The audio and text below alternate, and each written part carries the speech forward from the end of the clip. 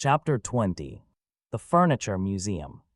She wiped her mouth with a handkerchief and brushed crumbs off her sweater. She felt a little better. She stood in front of a sign that read, Museum of Furniture Craftsmanship. Going home wasn't appealing. There was no one to visit. She had 20 kopecks in her pocket, so Lisa decided to start her independent life with a visit to the Museum of Furniture Craftsmanship. After checking her funds, Lisa headed into the lobby. In the lobby, Lisa immediately ran into a guy with a ratty beard who, staring intensely at a malachite column, muttered through his mustache. People lived large back then. Lisa looked at the column with respect and went upstairs. In the small, square rooms with ceilings so low that everyone who entered seemed like a giant, Lisa wandered around for about 10 minutes. These were rooms furnished in the Pavlovsk Empire style, with imperial mahogany and Karelian birch, furniture that was austere, magnificent, and imposing. Two square cabinets, their glass doors crisscrossed with spears, stood opposite a writing desk. The desk was immense. Sitting at it would be like sitting in the middle of Times Square, with the Metropolitan Opera House and its colonnade seeming like just an inkwell on the desk. At least that's how it seemed to Lisa, who was being raised on carrots like some kind of rabbit. In the corners stood armchairs with high backs, the tops of which were curved like ram's horns. The sun lay on the peach-colored upholstery of the armchairs. Lisa wanted to sit in one right away, but sitting was prohibited. Lisa mentally compared how a priceless Pavlovsk Empire armchair would look next to her red-striped mattress. Not bad, she thought. Lisa read a sign on the wall with a scholarly and ideological explanation of the Pavlovsk Empire style, and upset that she and Kolya didn't have a room in this palace, wandered into an unexpected corridor. On the left at floor level were low, semicircular windows. Through them, under her feet, Lisa saw a huge, white, two-story hall with columns. The hall was also filled with furniture and visitors were milling about. Lisa stopped. She had never seen a hall under her feet before. Amazed and delighted, she stared down for a long time. Suddenly, she noticed her acquaintances from earlier that day, Comrade Bender and his companion, a bald, distinguished-looking old man, quickly moving from the armchairs to a bureau. Well, that's good, Lisa said. It won't be so boring. She was very happy, ran downstairs, and immediately got lost. She ended up in a red living room with about 40 items in it. It was walnut furniture with curved legs. There was no way out of the living room. She had to run back through a round room with a skylight furnished, it seemed, only with floral cushions. She ran past brocade armchairs from the Italian Renaissance, past Dutch cabinets, past a large Gothic bed with a canopy on black twisted columns. A person in this bed would seem no bigger than a walnut. The hall was somewhere under her feet, maybe to the right, but it was impossible to get to it. Finally, Lisa heard the murmur of a tour group, inattentively listening to a guide, who was denouncing Catherine II's imperialistic designs in connection with the late Empress's love for Louis XVI-style furniture. This was the large two-story hall with columns. Lisa walked to the opposite end, where her acquaintance Comrade Bender was in a heated conversation with his bald companion. As she approached, Lisa heard a sonorous voice. Furniture in the Art Nouveau style, but this doesn't seem to be what we need. Yes, but there are obviously other rooms here. We need to systematically examine everything. Hello, Lisa said. Both of them turned around and immediately frowned. Hello, Comrade Bender. I'm glad I found you. It's very boring alone. Let's look at everything together. The concessionaires exchanged glances. Ippolit Matveyevich straightened up, although he was annoyed that Lisa might delay them in their important search for diamond-studded furniture. We're typical provincials, Bender said impatiently, but how did you, a Muscovite, get here? Completely by accident. I had a fight with Kolya. Oh, really? Ippolit Matveyevich remarked. Well, let's leave this hall, Ostap said. But I haven't looked at it yet. It's so pretty. Here we go, Ostap whispered in Ippolit Matveyevich's ear, and turning to Lisa, he added, there's absolutely nothing to see here. A decadent style, the Kerensky era. Somewhere here, I was told, there's furniture by the master Gams, Ippolit Matveyevich said. Let's go there, perhaps. Lisa agreed, and taking Vorobyaninov by the arm, he seemed to her a surprisingly nice representative of science, headed for the exit. Despite the seriousness of the situation and the decisive moment in the search for treasure, Bender, walking behind the pair, laughed playfully. He was amused by the Comanche leader in the role of a gentleman.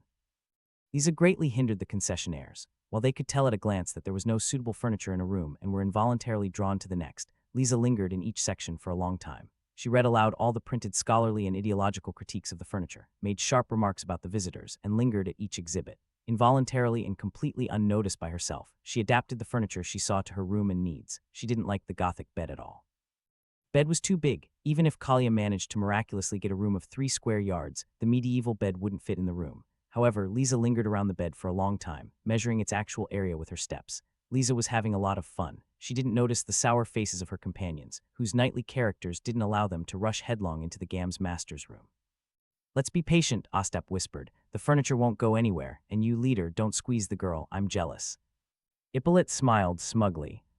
Halls stretched on slowly. There was no end to them. The furniture of the Alexander era was represented by numerous sets. Its relatively small size delighted Lisa.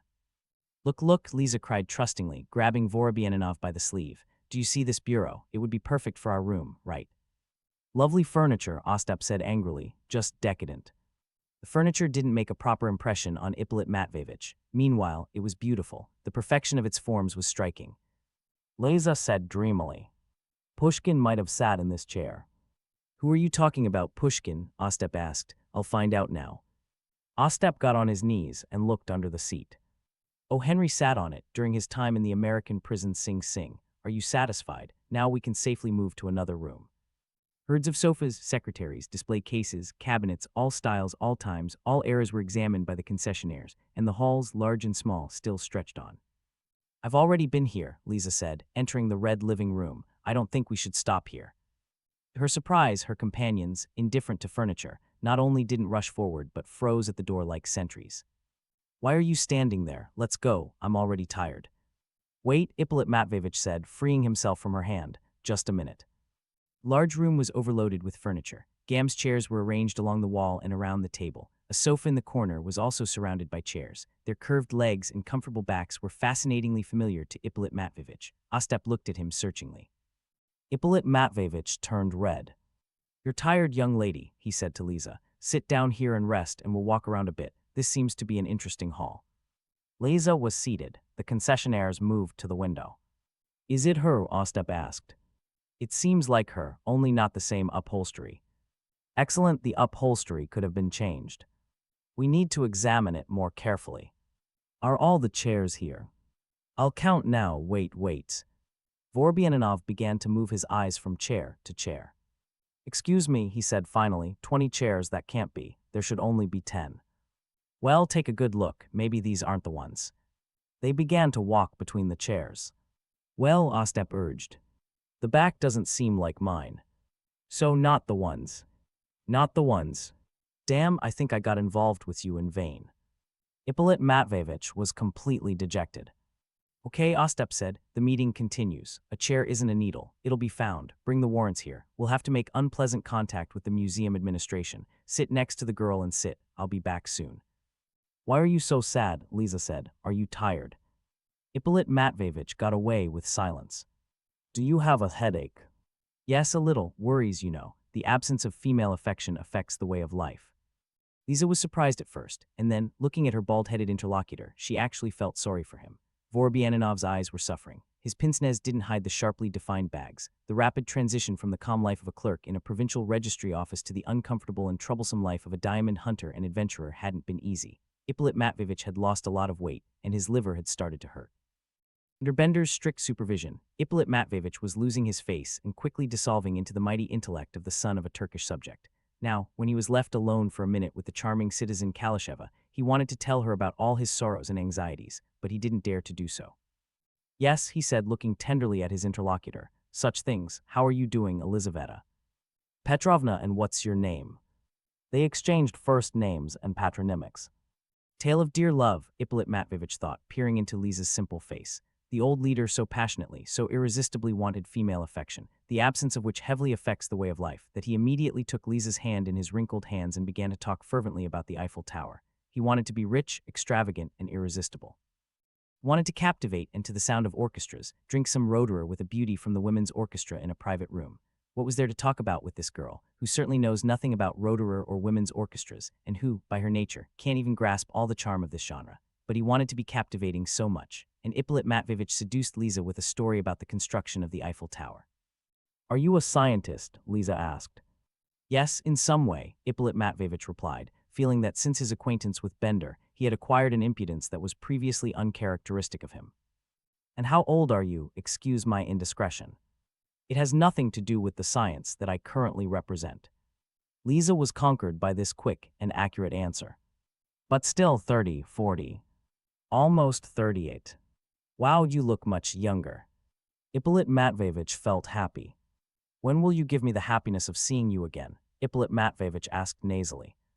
Are you even interested in talking to me? I'm just silly. You, Ippolit Matveyevich said passionately. If I had 2 lives, I would give them both to you. Liza became very ashamed. She fidgeted in her chair and became melancholy. Where did Comrade Bender disappear to? She said in a thin voice. So when? Vorobyaninov asked impatiently. When and where will we meet? Well, I don't know, whenever you want. Today is possible. Today. I beg you. Well, okay, let it be today. Come visit us. No, let's meet in the open air. The weather is so wonderful now. Do you know the poems? This is May the prankster. This is May the sorcerer wafts with his fresh fan. Are those Zharov's poems? I think so. So today, where then? You're so strange, wherever you want. Do you want to meet at the fireproof cabinet? Do you know it? I know it in the hallway. What time? We don't have a watch when it gets dark.